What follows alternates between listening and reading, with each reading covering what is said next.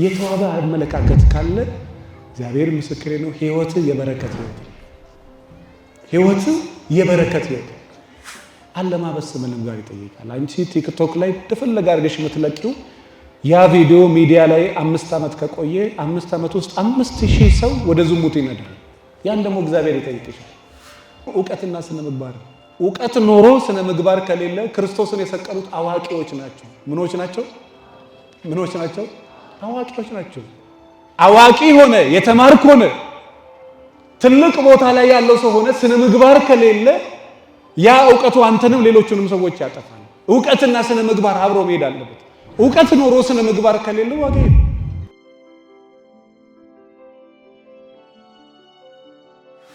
ወጣትነትና ምን በጉብዝና ወራት ማንን አስብ?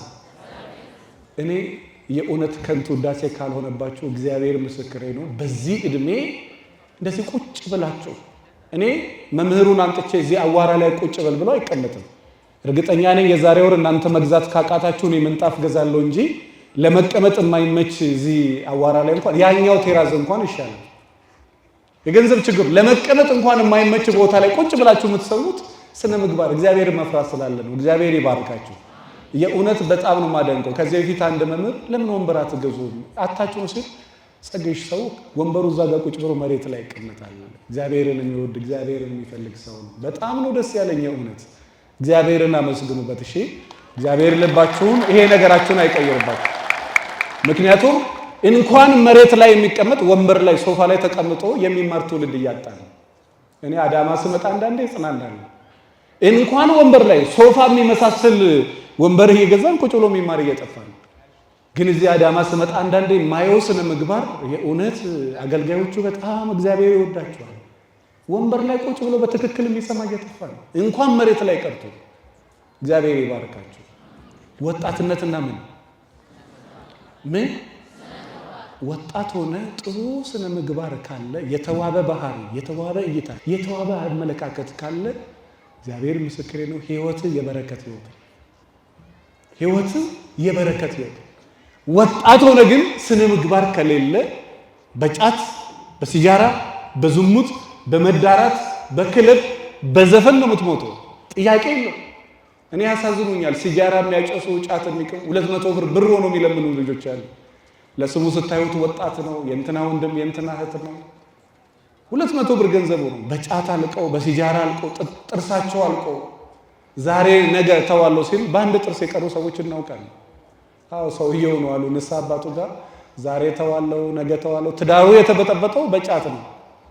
ዛሬ ነገ ሲል ወደ 60 ዓመት ምናምን ሞላውና እንዳለ ጥርሱ አልቆ አንድ ጥርስ ቀረች። አባታችን በቃ ከዚህ በኋላ ጫት የሚባል ነገር በርሶ ቃል ገባለሁ ትቻለህ። ልቃመስ ብትል ከዚህ በኋላ በምን ጥቅም አለ? እኔ ራሴ ወቅቄ ካልሰጠው በስተቀር። ወጣትነትና ምን ስነ ምግባር።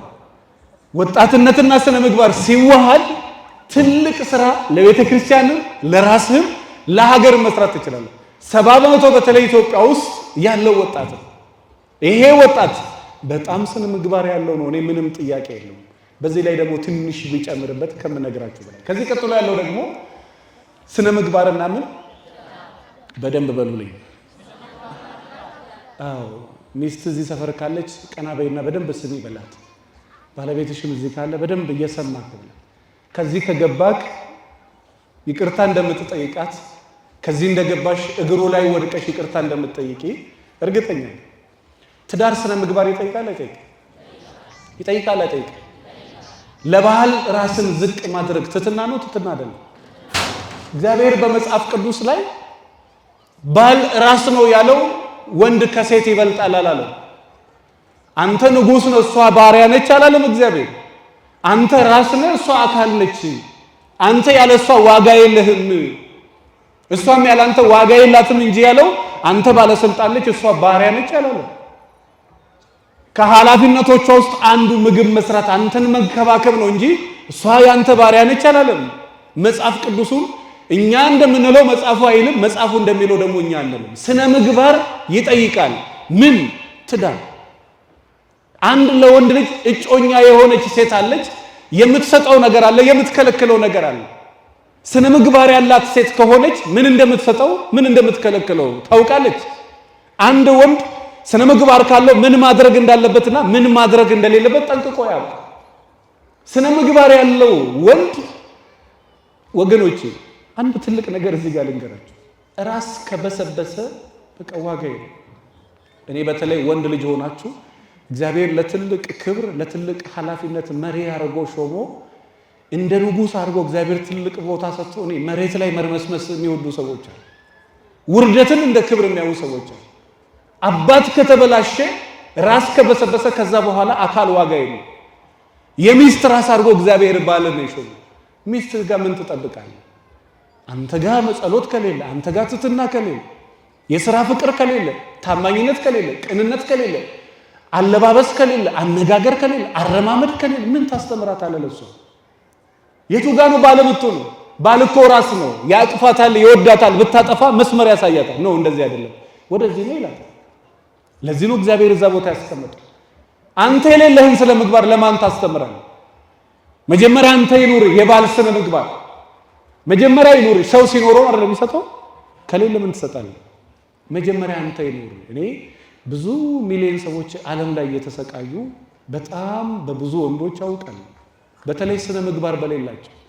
እዚህ ሀገር እኮ እንደው ለገንዘብ ብሎ ትዳር የሚይዙ ሰዎች አሉ። ገንዘብ ትልቅ ነገር ሆኖ ገንዘቧን ለማግኘት የሷ ህይወትስ የራሷ ጉዳይ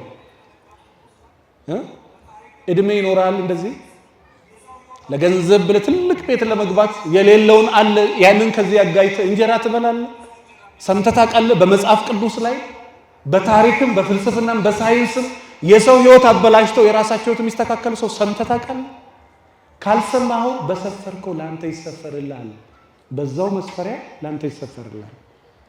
የሰው ህይወት የሚያበላሹ ሰዎች የነሱ ህይወት ሲበላሽ እናውቃለን። የሰው እንጀራ የሚያበላሹ ሴቶች እኔ አሁን በቃኝ ካንተ ልጅ ነበር የምፈልገው ብላ 2 ልጅ ወልዳ የእውነት ትክክለኛ ታሪክ ነው ማለት ነው። 2 ልጅ ወልጃለሁ ብላ ሰውየው ምንም ያላረገውን ሰውዬ ሰባብ ፈልጋ ጤና ነስታ ከቤት አስወጣችው። የሚሊዮነር ልጅ ናት።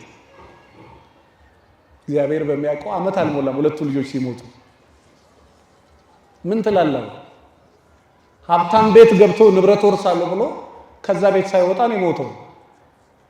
መብላትን የኔን ያስበላኝ በል ነብዩ ኤልያስ በዚህ በኩል ኤልሳ በዚህ በኩል በጣም እድሜ ልኬን የማረሳው በጣም በተደጋጋሚ በሕያው እግዚአብሔር እምላለሁ ያለኝ ይበቃኛል።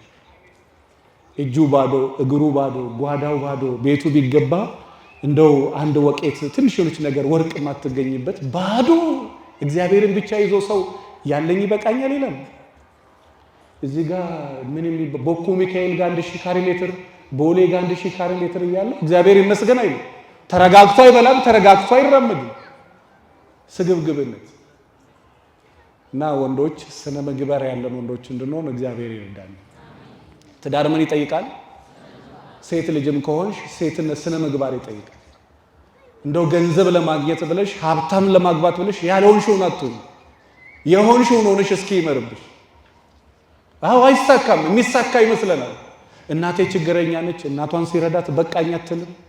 ስልክ የለኝም፣ ስልክ ሲገዛላት በቃኝ አትልም። አባቴ መኪና የለው፣ መኪና ሲገዛላት በቃኝ አትልም። እድሜ ልክ በቃ መቀለል። በቃኝ እኮ ይባላል እህቶች።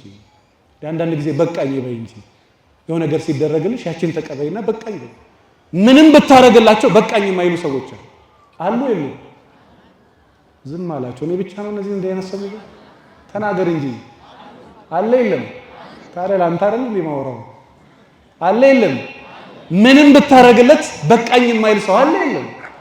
ከሴት ምንም ብታረግላት ከስጋ የሆነ ነገር ቆርጠ ብትሰጥ ጠግቦ ነው የምትል እንጂ በቃኝ ማለት አለ የለችም። ምንም ብታረግለት ብትንከባከበው ውሃ ለእግሩ ለፀጉሩ ቅቤ ምንም ቢሰጠው አመሰግናለሁ የማይል ሰው አለ የለም? ያው ምስጋና ቢሰዋል ምንም ብታረግለት አመሰግናለሁ እግዚአብሔር ይስጥልኝ ትልቅ ጸሎት ትልቅ ምስጋና ስነ ምግባር ይጠይቃል። ትዳር ምን ይጠይቃል? ከዚህ ቀጥሎ ያለው ደግሞ ያለባበስ ስነ ምግባር። አለባበስ ስነ ምግባር አለው የለውም? አለው የለውም? ክርስቲያናዊ አለባበስ ለሴት ልጇም ለወንድ ልጅ እግዚአብሔር እንደፈቀደልህ መጠን እግዚአብሔር እንዳስቀመጠልህ መጠን አለባበስ ሰው ይገዛል። ከዚህ እስከዚህ የተቀደደ መዳበሪያ የሚመስል ነገር ድህነትህን እንጂ ሀብትህን የሚያሳይ አይደለም፣ ድህነትህን የሚያሳይ አይደለም። ባለባበስ ግን አንተ የሕያው እግዚአብሔር ልጅ ነህ፣ የሥላሴ ሥራ ነው።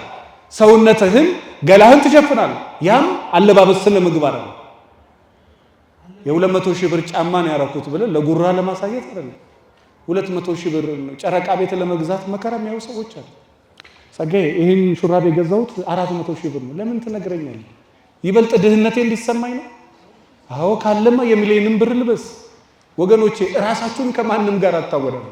ይሄ ህይወት የኔ ህይወት ነው ባለኝ ነገር ማን ይመስገንበት። አለባበስ ስነ ምግባር ይጠይቃል አይጠይቅም? ይጠይቃል አይጠይቅም? አዎ። እና ምናልባት ሴቶችም እዚህ ካላችሁ አለባበስ ስነ ምግባር ይጠይቃል። አንቺ ቲክቶክ ላይ እንደፈለገ አድርገሽ የምትለቂው ያ ቪዲዮ ሚዲያ ላይ 5 ዓመት ከቆየ 5 ዓመት ውስጥ 5000 ሰው ወደ ዝሙት ይነዳል። ያን ደግሞ እግዚአብሔር ይጠይቅሻል። ያን ደግሞ እግዚአብሔር ይጠይቅሻል። ትልቅ ብርቅ አድርገው ገላቸው እንዲያወዛወዙ እኔ እንዲህ ነኝ የሚኮሩ ሰዎች አሉ። ብረት ገፍተው ሰውነታቸውን ውጥርጥር አድርገው ይሁን ጥሩ ሰውነት ይኑር፣ ግን ስነ ምግባር ይሁን። ሰውነትን ደበቅ አድርገው ሸፍኑ። እግዚአብሔር ይክበርበት። በጉልበትህም በጤናህም በአይምሮህም ማን ይክበርበት? እግዚአብሔር። አለባበስ ምን ይጠይቃል? ስነ ምግባር። ስነ ምግባር ያላት ሴት የምትለብሰውን አለባበስ ልበሽ። ካልሆነ እንደ ቀድሞዋ ሴት እዚህ ጋር ምጣድ ጥዳለች፣ እዚህ ጋር ወጥ ጥዳለች። ወጡ ጋር ስትሄድ ምጣዱ ጋር ስትሄድ ጸበል ስትመልሽ ያኛውን ስትመልሽ መጀመሪያ መንፈሳዊ ሕይወትሽን አስተካኪ። ከዛ በኋላ ይሄን ይዞ ሰው ይሄን ይሰራል። እኔ በቤተ ክርስቲያንም በስብከተ ወንጌል ኃላፊነትም በመንግስትም ትልቅ ቦታ ላይ ያላችሁ ሰዎች ያ ዶግማ አይደለም። እዛ ቦታ ክብርህን ከጠበቅ የመቆየት እድል ጥሩ፣ ክብርህን ካልጠበቅ ግን መውረድ አለ። ስልጣን ስነ ምግባር ይጠይቃል አይጠይቅም? ይጠይቃል አይጠይቅም? እንደው ስለ እግዚአብሔር ብለህ ለህሊና ስትል በጎ ነገር ስራ። በጎ ነገር ሰው ይውደድህም አይውደድህም፣ ግን እግዚአብሔር የወደደው ስራ ስራ። ማን የወደደው? ማን የወደደው? ክቡር አባታችን ከዚህ ቤተክርስቲያን ለቀው ቢሄዱ እዚህ ቤተክርስቲያን ለዚህ ቤተክርስቲያን ያደረጓትን እቺን ህንጻ ትውልድ ለዘላለም ይናገር፣ ሰው አይናገር። ለህሊና ስትል ግን በጎ ነገር ሰርተው ይሄዳሉ። በጎ ነገር ሰርተው ይሄዳሉ። ያላደለው ከዚህ ቤተክርስቲያን ሲወጣ 100 ሰው ቀጥሮ ይሄዳሉ። ለሱ ብልጣብልጥነት ነው፣ ትልቅ አዋቂነት። ያደላቸው ደግሞ ለቤተክርስቲያን ይጠቅማል ብሎ ባለቀ ሰዓት ሌላ መዘዝ ውስጥ እኔ በእውነት በውስጤ በጣም ነው ያከበርኳቸው። እግዚአብሔር ይጠብቃቸው።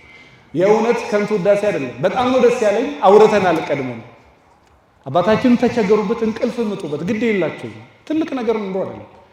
ይሄ 200 ሚሊዮን አንድ እዚህ መካከል ያለ ባለሀብት በቃ እኔ እሰጣለሁ ሊል ይችላል። አንድ እግዚአብሔር ያደላት ሴት እኔ 100 ሚሊዮን ብር እሰጣቸዋለሁ። ትልቅ ነው?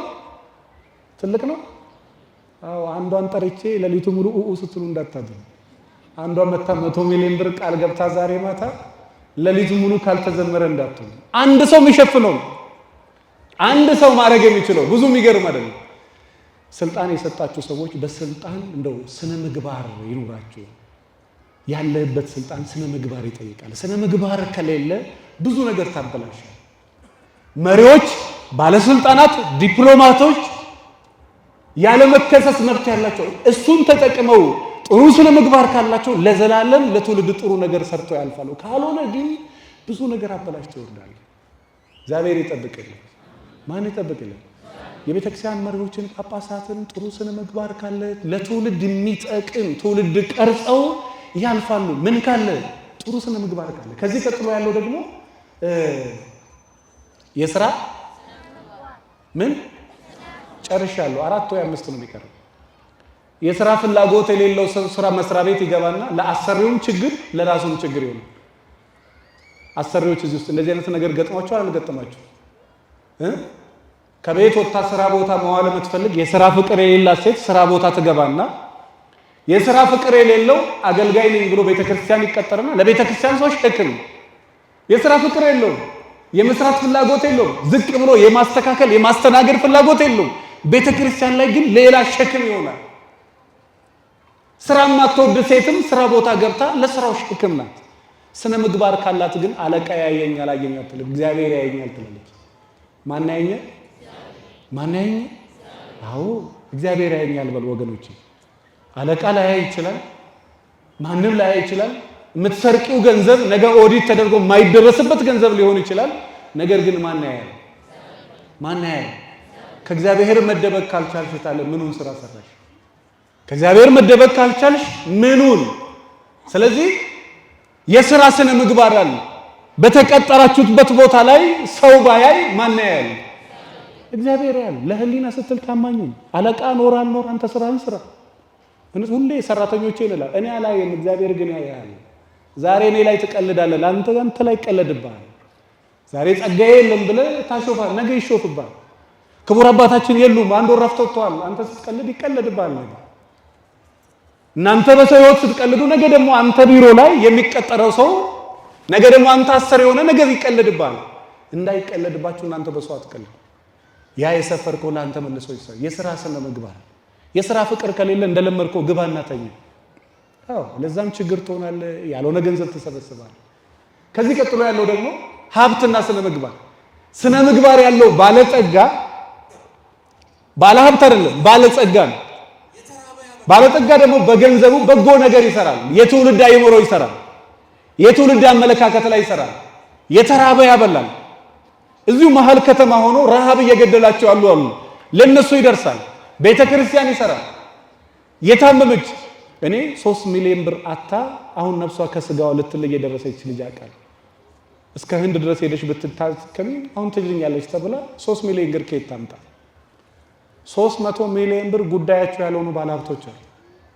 300 ሚሊዮን ጉዳያቸው ያልሆኑ ሚሊዮነሮች 3 ሚሊዮን ብር አታ መልክ ያላት ቁመና ያላት ሰውነት ያላት ልጅነት ያላት በጣም የሚገርመው ደግሞ ልጅም ያላት የምታሳዝን ሴት ልትሞት ነው በቁሟ ምን ስለሌለ 3 ሚሊዮን ስነ ምግባር ያለው ባለሀብት እኔ ትልቅ ሰዎች ያውቃሉ። ለሰው አይናገሩም። 6 ሚሊዮን 7 ሚሊዮን ብር እስከ ታይላንድ ድረስ ሰው የላኩ ያሳክማል፣ ግን አይናገሩም። ቤተክርስቲያን 3 ሚሊዮን 4 ሚሊዮን ብር ይሰጣል፣ አይናገሩም። 100 ሚሊዮን ብር ይሰጣሉ፣ ስሜን ግን እንዳትናገሩ። እግዚአብሔርን አመስግኑላቸው። የእውነት መባረክ አያችሁ። የሆነ ነገር ያደርጋሉ፣ አደረግን ብሎ ግን አይወሩም። ገንዘብ አላቸው፣ በገንዘባቸው ይሰራሉ፣ ሰራው ግን አይሉም። ቅድም እንደነገርኳችሁ ባልና ሚስቶች የእውነት በጣም ነው ቤታቸው በጣም ነው የሚያምሩ። ቤታቸው ያምራል። እኛ አይደለንም፣ እግዚአብሔርን የሰራው። ማን የሰራው? ማን የሰራው? እስኪ በነገራችሁ ቀደም በሉ። የሆነ ነገር ሲባል እግዚአብሔርን ለማመስገን ቸኩሉ። አባታችን የኔ እናት የኔ እህት እግዚአብሔር ይመስገን። ማን ይመስገን? እናፍራለን አንዳንድ ጊዜ እኮ። በነገር ሁሉ እግዚአብሔርን አመስግን እስኪ። የሆነ ነገር ሲባል እግዚአብሔር ይመስገን። ያንተ ስራ ቆንጆ ነው፣ እግዚአብሔር የተመሰገነ። መኪና ያምራል፣ እግዚአብሔር የተመሰገነ። ሚስት ቆንጆ ናት፣ እግዚአብሔር የተመሰገነ። ሙያተኛ ናት፣ እግዚአብሔር የተመሰገነ። ይቻላል አይቻልም? አዎ። ስለ ራስህ ብዙ አታውራ። አዎ እግዚአብሔር እኔ በጣም በሚገርመኝ ቅዱስ ጳውሎስን ይላል ከተሰጣችሁ በላይ ለራሳችሁ ራሳችሁን በአግባቡ መዝኑ እንጂ ከሆናችሁት በላይ ራሳችሁን ከፍ ቅዱስ ጳውሎስ በሮሜ ምዕራፍ 12 ከቁጥር 3 ላይ እግዚአብሔር ለእያንዳንዳችሁ እንደሰጣችሁ እምነት መጠን ራሳችሁን በአግባቡ መዝኑ እንጂ ከሆናችሁት በላይ ራሳችሁን ከፍ አታርጉ። ወሬ አይቅደም። እግዚአብሔር በሰጠ ጸጋ ራስን መዝን እንጂ ካደረከው በላይ ራስን ከፍ አታድርግ ይላል። ራስን መዝን፣ ራስን ገምግም እንጂ ከተሰጠ በላይ ከተሰጠሽ በላይ ራስሽን ከፍ አታድርጊ። የምትሰሩትን ሁሉ በስውር ስሩ፣ ከዛን ክብሩን ማን ይውሰድ? ልጆቻችሁ በትምህርት ቤት ከተሸለሙ እንደው ሳቅ ፈገግ ብለሽ ከመሄድሽ በፊት እግዚአብሔር የተመሰገነ። ማን የተመሰገነ? በሰላም ከተገላገልክ መጀመሪያ ልጅህን ከማቀፍ በፊት እግዚአብሔር የተመሰገነ። ይቻላል አይቻልም? እንደው ትዳር ካገኘሽ ነገ ምን ይሁንም እሱን ችግሩን ተውና መጀመሪያ ማን የተመሰገነ? ያላገባሽ ሴት ትዳር ለምነሽ ያልተሳካልሽ ሴት ከሆነ እግዚአብሔር ጊዜ ያለው መጀመሪያ እግዚአብሔር የተመሰገነ። ኪሳራ ከከሰረ እኔ በትንሽ እድሜ ብዙ ሚሊዮን ብር ገደል ገብቷል፣ ግን ማን ይመስገን? ይቻላል አይቻልም? የትኛው ወደታች ትወርዳለህ? እዛው ቦታ ከእግዚአብሔር ጋር ትኖራለህ። ከማን ጋር? ስለዚህ ሀብት ስነ ምግባር ይጠይቃል። ከዛ ቀጥሎ ደግሞ ታማኝነትና ስነ ምግባር።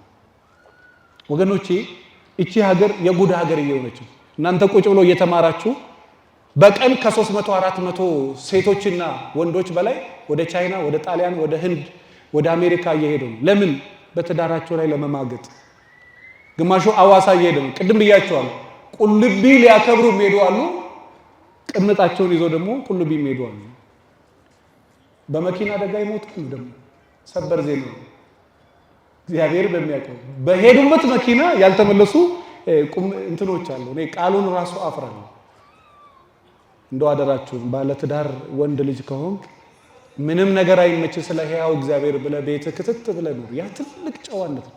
ለሰው ሞኝነት ይመስላል። አንተ ግን ትልቅ ሰው ነህ። የሕያው እግዚአብሔር ልጅ ነህ።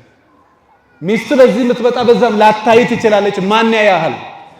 ዮሴፍ እኮ የንጉሥ ሚስትን የተመኘችው ጠዋት የምትታጠብ፣ ቀን የምትታጠብ፣ ማታ የምትታጠብ፣ በብብት ሽታ የማትታማ፣ የአፍ ጠረን የማይነሳባት፣ በጽዳት የንጉሥ ሚስት የሆነች ስንት ታዛዦች ያላት የንጉሥ ሚስት ገላህን፣ አይምሮህን፣ ጸጉርህን፣ ቁመናህን ወድጄሃለሁ አለች። ንጉሥ በብዙ ነገር ላይ ሾሞኛል፣ ባንቺ ላይ ግን አልሾመኝም። ወጣት ነው፣ ጎረምሳ ነው፣ የሚያምር ነው፣ የሚያምር ሰውነት አለው፣ የሚያምር ቁመና አለው። ምንም ነገር ማድረግ ይችላል። ቢያደርግም እዛ ስልጣን ላይ ትንሽ ከፍ ከፍ ማለት ይችላል። በዚህ ዘመን ሌላ ሰው ወዶ ትዳራቸው ባላቸውን በመርዝ የሚያስገድሉ ሴቶች አሉ። ሚስቱን በመርዝ የሚያስገድል ሰው አለ። ብዙ ነገር ማድረግ ይችላል። እሺ ብላ ሎሌዎቹን አስወጥታ አሁን ማንም የለም እኔ እናንተ ብቻ ነኝ። እኔ እኮ አንቺ ያስወጣሻቸውን ሰራተኞችና ሎሌዎች ንጉሱን አይደለም የምፈራው፣ መጋረጃ የማይጋረደው ሌሊቱን በብርሃን እንደፈለገ ማየት የሚችል ጨለማ የማይጋረደው የሰማይና የምድር አባቴ እግዚአብሔርን ነው የምፈራው። ለዛ ነው ያንቺን ገላ ማለቀው። ሰው በተወለደበት ሀገር በማይከበርበት እግዚአብሔር በባዕድ አገር ከፍ ከፍ አደረገው ይላል። ምን አደረገው? ምን ስለሆነ? ታማኝ ሰው። የገዛ ሚስትን እኮ ለአገልጋይ ጥለን የማትሄድበት ዘመን ነው። ማንንም የማታም ሴቷ ከወንድ እኩል ማጋጭ የሆነችበት ዘመን እንዴት እንደሚያሳፍር! ሁሉንም ማለት አይደለም፣ በጣም ጨዋ ሴቶች አሉ። ሴቷ ከወንድ እኩል ማጋጭ የሆነችበት ዘመን፣ ወንዱ ጋጭ የወጣበት ዘመን። በጣም ይቅርታ አድርጉልኝ። ዮሴፍ እግዚአብሔር ክብሩን ከፍ ያደረገለት ምን ስለሆነ ነው? ታማኙ ነው። እሷን ተዋትና አንተ ታማኙ ነው። የታመንከው ለእሷ እንዳይመስልህ ለእግዚአብሔር ነው። ታየዋለህ፣ እግዚአብሔር ደረጃህን ታየዋለህ። እግዚአብሔር የት እንደሚያደርስ ታየዋለህ። ታማኝ ሁን፣ በመስሪያ ቤትም፣ በቤተ ክህነትም፣ በቤተ መንግስትም፣ በትዳርም። ከዛ ያንተን መጨረሻ ታየዋለህ። ታማኝ ከዛ መጨረሻሽን ታየዋለሽ። አለበለዚያ ደግሞ ህይወትሽን ታየዋለሽ። ብዙ ሰው እያለ የለም ያያል፣ ግን አያይም። ቆማለች ግን አልቆመችም፣ ተቀምጣለች ግን አልተቀመጠችም። ለዚህ ነው እኮ ትንቢተ ሚልክያስ ምዕራፍ 2 ከቁጥር 9 ላይ ከዚህ የተነሳ እግዚአብሔርን መፍራት ሲገባችሁ ሰው ፈርታችኋልና፣ ለእግዚአብሔር መገዛት ሲገባችሁ ለሰው ተገዝታችኋልና፣ እግዚአብሔርን መፍራት ሲገባችሁ ሰው ፈርታችኋልና እኔ ከዚህ የተነሳ በሰው ፊት የተናቃችሁ የተዋረዳችሁ ሰዎች አደረኳችሁ፣ ቀፎዎች አደረኳችሁ። ቀጥታ ቃሉ የሚለው መጽሐፉ ነው የሚለው። ከዚህ የተነሳ እኔ በሰው ፊት የተናቃችሁና የተዋረዳችሁ ሰዎች አደረኩ። ከዚህ ቀጥሎ ያለው ደግሞ ኃላፊነትን የመወጣት ስነ ምግባር። ወገኖቼ ከቤተ ክርስቲያን አንስቶ እስከ ቤተ መንግስት ያላችሁ ሰዎች እግዚአብሔር እዚህ ምድር ላይ ኃላፊነት ሰጥቶናል ለሁላችንም። ያ ኃላፊነት ምን ይጠይቃል? ስነ ምግባር ምን ይጠይቃል? ከዚህ ከሄዳችሁ አደራችሁን ከፈለጋችሁ ለመምህራኖቹ ሁሉንም ፋይሉን አስቀምጬላችሁ ሄዳለሁ። ለሁላችሁም በስልካችሁ ቢላክላችሁ ደስ ይለኛል። እግዚአብሔር ምስክሬ ነው። እኔ ብቻ እናንተ ተለወጡበት። ኃላፊነት ስነ ምግባር ይጠይቃል። እነዚህ ከመሬት ያልወጡ ህፃናትን እንድታሳድግ እግዚአብሔር ኃላፊነት ሰጥቷል። ነው አይደለም? የወለድከውን ልጅ በጊዜ ቀጥተህ መርተህ ትልቅ ደረጃ እንድታደርሰው እግዚአብሔር ኃላፊነት ሰጥቷል። የተጀመረውን ህንፃ ለፍጻሜ እንድታገባ እግዚአብሔር ስልጣን ሰጥቷል። እዚህ ጋር የጀመርከውን የቆፈርከውን ሰው እንዳይሞትበት ሰርተህ ልታስረክብ እግዚአብሔር ምን ሰጥቷል? ኃላፊነት። እኛ ሀገር ሰው ከመስራት ይልቅ ወሬ ይወዳል። ከሚሰራ ይልቅ ቢያወራ 2 ጊዜ ውጣት ጊዜ 2 ጊዜ ኮምፒውተር ይከፍታል፣ 4 ጊዜ ሽንት ቤት ይሄዳል፣ 4 ጊዜ ቡና ላይ ይቀመጣል። የስነ ምግባር ኃላፊነትን የመወጣት ስነ ምግባር። ሴት ልጅ ከሆንሽ እግዚአብሔር ኃላፊ ያድርጎሻል። ባለቤቷን የመንከባከብ፣ ባለቤቷን የመውደድ፣ ባለቤቷን የማክበር፣ ለባለቤቷ የመገዛት፣ አባቴ፣ ወንድሜ፣ ጓደኛዬ፣ ጌታዬ ብላ ባለቤቷን ማክበር እግዚአብሔር ኃላፊነት ሰጥቶሻል። ይሄን ለመወጣት ያስጠይቃል። ምኑን ትጸልያለሽ? ይሄን ሳትወጪ እግዚአብሔር ሚስትን የመውደድ፣ ሚስትን የማክበር፣ ሚስትን የመሳም፣ ሚስትን የማቀፍ፣ ሚስትን የማስደሰት፣ ልጆችን የማሳደግ ኃላፊነት ሰጥተዋል። ይሄን ሳትወጣ ምን ሌላ ስራ ትሰራለህ? ስለዚህ የኃላፊነትን የመወጣት ስነ ምግባር። ከዚህ ቀጥሎ ያለው ደግሞ ጨርሻለሁ። ቅድስናና ምን? አዎ ቅዱሳኑ አባቶቻችን ከዚህ ቀደም በሕይወት እና አቡነ ተክለ ሃይማኖት እና አቡነ አረጋዊ እና አባ ኪሮስ እስትንፋሰ ክርስቶስ እና ቅዱስ ቂርቆስ ምድር ላይ ያሉ ቅዱሳን ቅዱስ ከተባሉበት ነገር አንዱ በስነ ምግባር በሕይወት ስንኖሩ ነው። ከዚህ ቀጥሎ ያለው ደግሞ ጨርሻለሁ። በጣም ይቅርታ። የምን ስነ ምግባር? የምን? ዛሬ አመኑ ነገ ካዱ። ጽናት ካለ ለመጽናት ከፈለክ መጀመሪያ ስነ ምግባር የለም። አንዳንዶቹ ለዛ ነው ባሉበት ቦታ ጸንተው ተረጋግተው ከነክብራቸው ከነቅንነታቸው ከነሃይማኖት ከሃይማኖታቸው መቆም አይችሉም። ለምን? ስነ ምግባር የላቸው። መጀመሪያ ባለህበት ጽና። እስከ መጨረሻው የጸና እሱ ምን ይላል? ይድናል። ካልጸና እንዴት ትድናል? ካልተረጋጋ ካልጸና የእግዚአብሔርን በረከት ቤት ታየዋለህ። ያገቡ ቀን የሚያለቅሱ ሴቶች ያውቃሉ። እንደዚህ በሙሽርነት ልትባርከኝ እኔ በዝሙት ልጅ በማስወረድ በስንት ነገር አንተን አሳዘንኩ። እንደዚህ ልትባርከኝ እንደዚህ ሙሽራ ልታረገኝ እኔ ግን በዝሙት በምን ተጨማልቄ ውስጤን እኔና እግዚአብሔር እናውቀዋለን። የዛ ቀን የሚያለቅሱ ሴቶች አሉ። ስራቸው የሚያስለቅሳቸው፣ ደስታ የሚያስለቅሳቸው። አንተ እንደዚህ ልታከብረኝ እኔ ስንት ቦታ ገባው። ጸጸት መጥፎ ነው ወገኖች። ስለዚህ ጽናት ትልቅ ስነ ምግባር ይጠይቃል። ከዛ ቀጥሎ ደግሞ ዕውቀትና ስነ ምግባር። ዕውቀት ኖሮ ስነ ምግባር ከሌለ ክርስቶስን የሰቀሉት አዋቂዎች ናቸው። ምኖች ናቸው?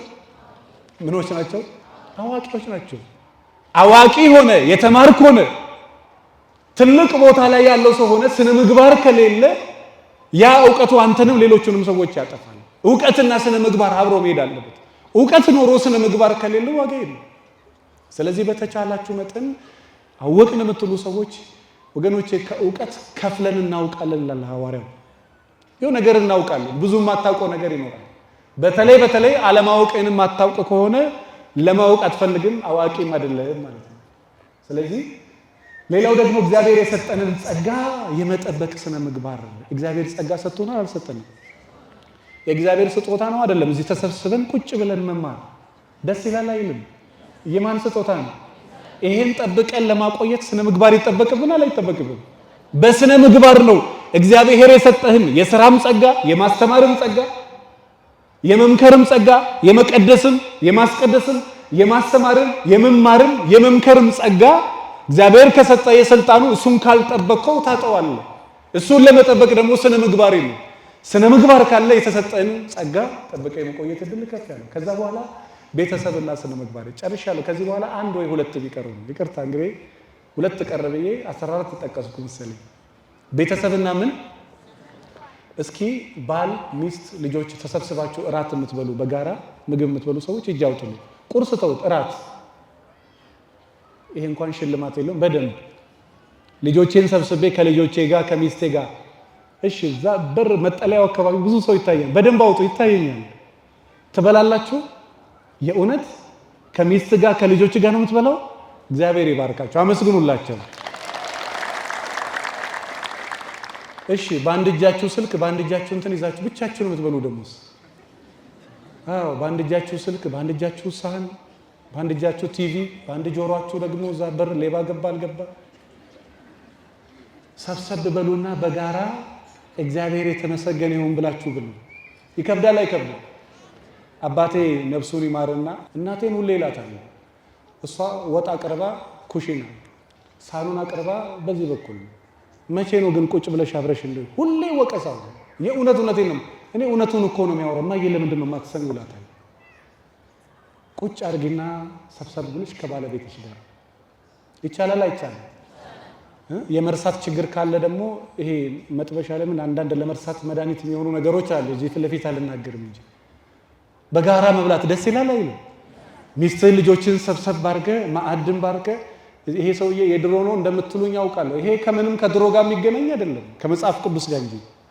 በጋራ መብላት ደስ ይላል አይልም? ስነ ምግባር ይጠይቃል አይጠይቅም? አዎ። ምን ታስተምራለህ ታዲያ? አንቺን ተረጋጊና አንድ ጊዜ ወጥ፣ አንድ ጊዜ ጭልፋ፣ አንድ ጊዜ ማምጣት፣ አንድ ጊዜ ሳሙና ለማምጣት እዚህ ፍራንኮ አካባቢ ሰብሰብ በይና ቁጭ በይ እስኪ ከባለቤትሽ ጋር። ከዛ በኋላ ማዕድ ባርካችሁ በጋራ ነው። ደስ ይላል አይልም? በዛ ማዕድ ማን ይከብራል? አዎ። አንተም ስልኩን ቁጭ አድርጎና 30 ስልክ በዚህና በዚህ ተሆና እስኪ ማዕዱን ባርክና እንደ ባል እንዳባወራ አታደርጉ ማለት አይደለም። በጣም ጨዋ ሰዎች አሉ። እግዚአብሔር ይባርካቸው። ከዛ ቀጥሎ ደግሞ አባትነትና ስነ ምግባር። ወገኖቼ አባት ለልጁ ቀላል ነገር ጥሎ የሚያልፍ እንዳይመስል። አባት የሆናችሁ ሰዎች የእውነት ትልቅ ኃላፊነት አይምሮ ላይ ነው። ትልቅ ኃላፊነት። ሚስት የሆንሽ እናት የሆንሽ እናትነት ትልቅ ኃላፊነት ነው። አባት የሆንክ ምናልባት በእድሜ ከደከም ገንዘብ መስጠት ባይችል እግዚአብሔር ይርዳ፣ እግዚአብሔር መንገዱን ያሳካል። ይቻላል አይቻልም? ወገኖች ትልቅ አባትና እናት ያላችሁ ሰዎች አሁን በደንብ ተጠቀሙበት፣ በደንብ ተጠቀሙበት። እውነቴን ነው የምነግራችሁ። እግር ለማጠብ አሁን ጊዜ አለ፣ ለመሳም አሁን ጊዜ አለ፣ ፍቅር ለመስጠት አሁን ጊዜ አለ፣ ለማዳመጥ ጊዜ አለ፣ እማዬ ምን ላግዝሽ ለማለት ጊዜ አለ። በኋላ ግን ጊዜ ነው። የዛሬ 2 ወር እኔና እናንተ እዚሁ ስልጠና ላይ ነበር። እኔው ከ1 ወር በኋላ ሰው ቀብሬ መጣሁ። ያማላ ያምን አዎ፣ በህይወት አባት ያላችሁ ሰዎች በጣም እድለኛ ናቸው። ስለዚህ አባትህን በህይወት እያለ አክብሮ፣ አባቶችም ደግሞ ሌላው ቢያቅት ለልጅ ትጸልይለታለህ። ይቻላል አይቻልም?